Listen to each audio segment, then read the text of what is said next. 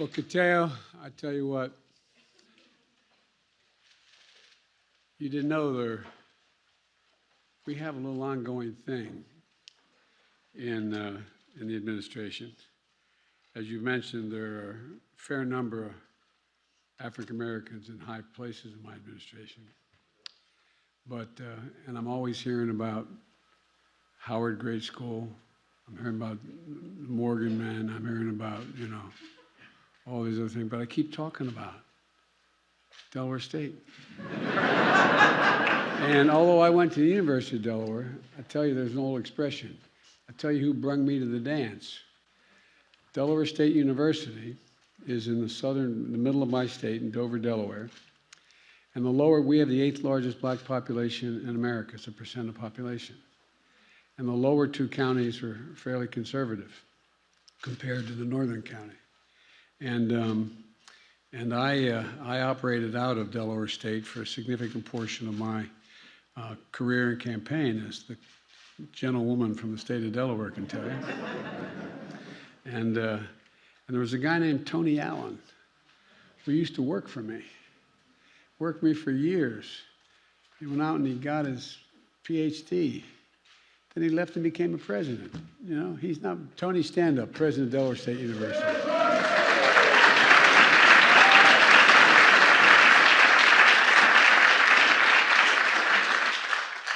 I learned a long time from good friends of mine in Delaware in the civil rights community that if you want to know where the real power in America lies, it's in the Divine Nine.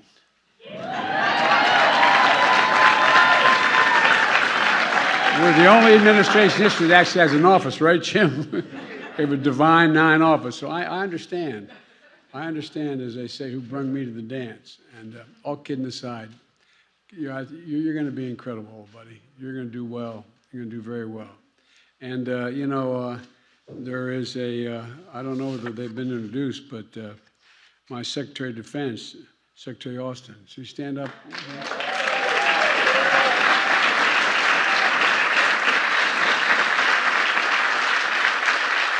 My Secretary of Housing, Secretary Fudge.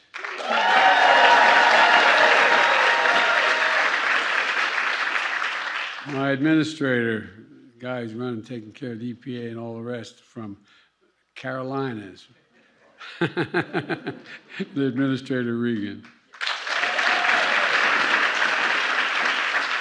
An acting director of OMB, the woman has controls all the money, Shalonda Young.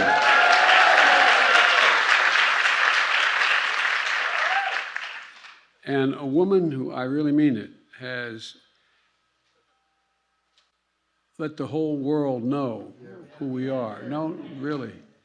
A woman who has been so incredibly effective in her job, but until recently, till the outrage of Putin and the Soviet Union, trying to reestablish the Soviet Union, basically, but in Russia, to hear her, to listen to her, run the debates at the Security Council as well as the General Assembly at the United Nations, Thomas Greenfield. Linda.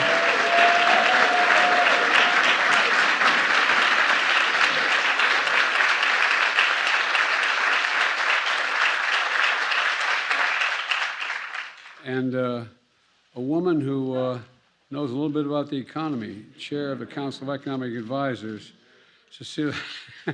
I kid her all the time, being from Princeton, but Rowan. Cecilia, congratulations. Thank you.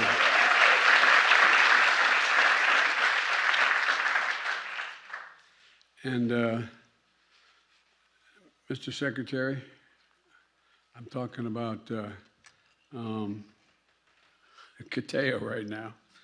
I think they're ready to elect you to anything you want to be, pal. Look, I want to welcome everyone to the White House. It's been a long drought the last year and a half, not being able to have not just Black History Month, but not able to have any gathering here at the White House of any crowd at all. And it's good to have you back. It's wonderful to be able to host this event in person. And it's great to see so many friends. If I began calling out calling the roll will be all night here, and I don't want to do that. But so many significant leaders who've changed the face of America sitting in the audience, not on the stage. So thank you all so very, very, very much.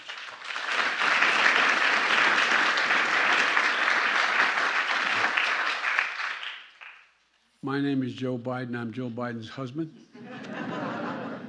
And as you've probably figured out, I can't dance. I do it, but I ain't good at it. And, oh man, you have great opportunities now, don't you, Julie? Tomorrow, I'm going to be delivering the State of the Union address. And today, I simply want to thank you for all you've done for me, for all of the country. So much has been accomplished in the people in this room. Black History Month is more than a celebration. It's a powerful, powerful reminder that Black history is American history. Black culture is American culture. Black stories are essentially an ongoing story of America. I see it every day with the Vice President and the incredible job she's doing. We see it in the Black members of my cabinet and the White House staff and who are here today, who serve to defend the nation, protect the planet, build the economy, deliver housing, jobs, and justice. And we see it in the tireless, heroic efforts of the Congressional Black Caucus. And I'm going to embarrass him now. I want a former chairman of the Black Caucus has come over to help me run things. Cedric, stand up, let everybody see you.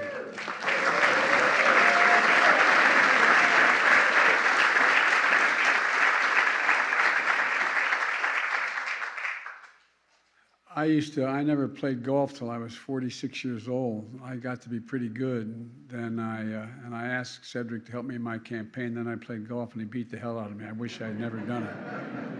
I don't know. And so many state and local leaders and faith leaders here, lawyers, educators that are here today.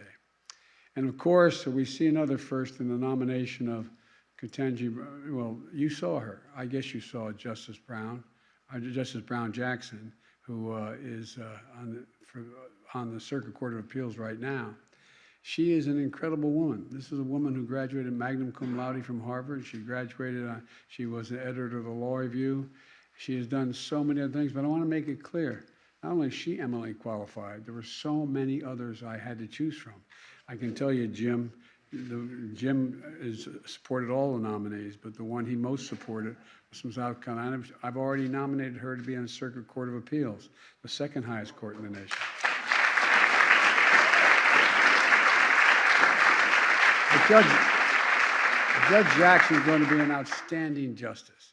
She's part of an incredible group of Black women who I've nominated to the federal bench. We've nominated more Black women to the federal bench than any administration in the history of the United States of America.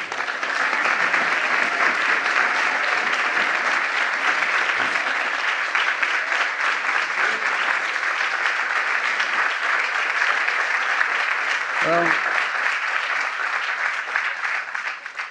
I made that commitment when I was running for president, and I've tried to keep that commitment my whole career.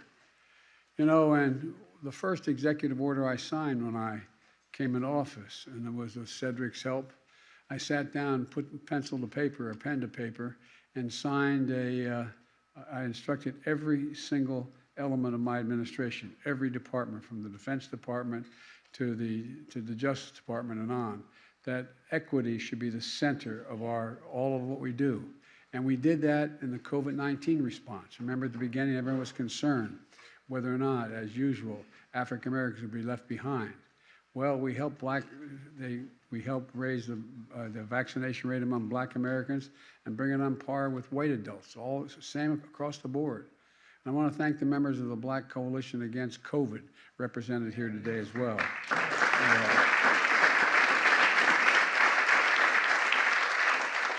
And I also want to thank Derek Jones also as D-Nice for being, stand up, man. Let them see who you are.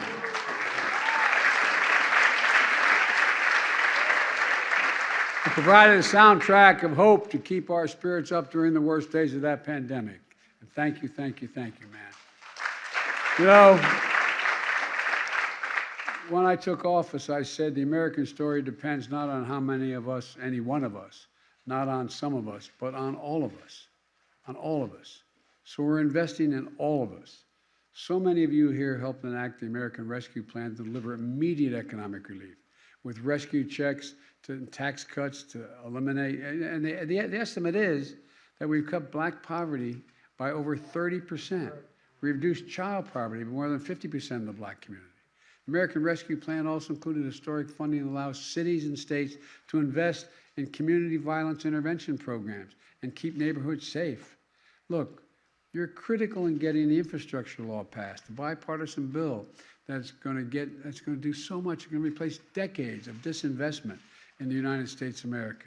A commitment to reconnecting communities and people and job opportunities. So much with the early investments in highways and interstate, they cut neighborhoods in half. They divided things. We can put it back together again. Clean water, high-speed internet. We're going to eliminate every lead pipe in America so our children don't have to worry about whether they're drinking poisoned water in effect. And as part of that law, we made Minority Business Development Agency permanent and seeded it with $110 million so black businesses can get the capital they need to grow.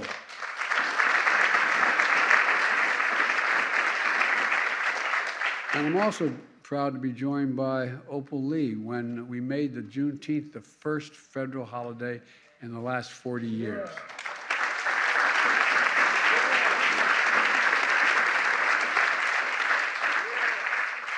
It's good to see Ms. Lee here. You know, we made landmark investments of $5.8 billion in historic black colleges and universities, not just because we got some serious advocates for Howard and Morehouse and other HBCUs you've heard of, like Delaware and others, but all kidding aside, because they offer so much promise to the nation, so much promise. It's good to see many HBCU leaders here tonight, including Dr. Devon Williams of Delaware State, Tony Allen, Tony at Delaware State, chair of the board of advisors of HBCUs. And look, and I want all of you to know, we're ready to closely investigate the cowardly, un-American bomb threats against HBCUs. That's underway.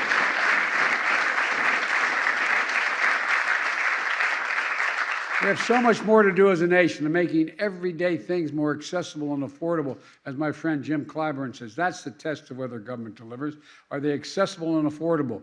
Prescription drugs, child care, housing, make health care more affordable, and make progress on black maternal health, something that Kamala has been leading the effort on. To end cancer as we know it,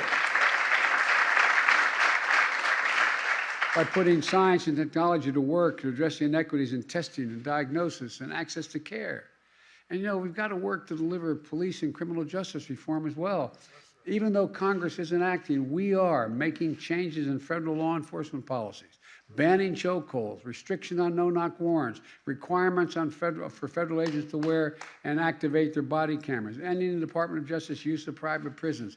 All this is happening. And the Justice Department has opened pattern and practice investigations for systemic police misconduct in several key police departments in the country. We've just got to stay on it. With your help, we're going to keep pushing on this. And we're protecting our country's threshold liberty, the sacred right to vote, which I've never seen is under such attack. You know, it's always made it harder for blacks to vote, but this is trying to be able to figure out how to keep the black vote when it occurs from even counting.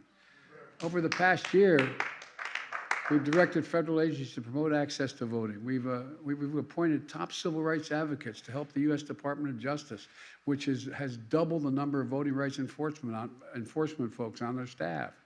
And again, we call on Congress, pass the John Lewis Voting Rights Act. Pass the Freedom to Vote Act. We can do this.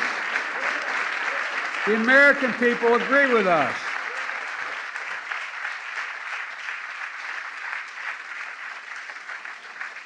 Black and white, Hispanic and all. Let me conclude with this. Look, I don't want to take much more of your time, but let me conclude with this.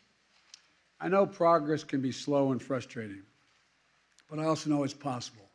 If we work together, if we keep the faith, if we remember the changes and charges that were passed down to us from all those who came before us, many sitting in this room right now, you've heard, as you've heard, we had a wonderful exhibit downstairs celebrating Black History Month. And I want to thank Lonnie Bunch and the Smithsonian, as well as the Library of Congress, for giving us access to their collection. When I introduced Judge Jackson on Friday, out in the hallway here, I thought about the display that holds the signature of the judicial oath of office sworn and signed by Thurgood Marshall himself. It was Justice Marshall who reminded us in a speech shortly before he died, and I quote, "America can do better because America has no choice but to do better." America has no choice but to do better.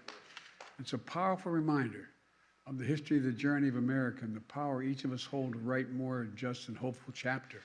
And I really mean it. I am more optimistic about our chances to bring equity to this country than we ever had before now.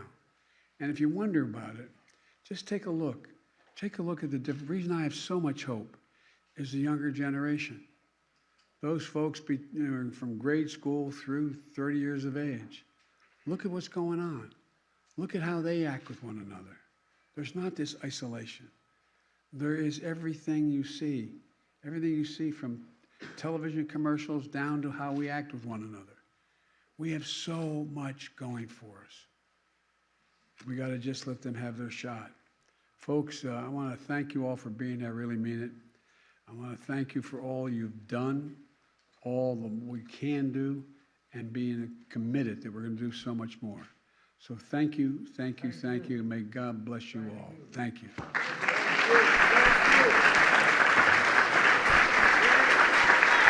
Ladies and gentlemen.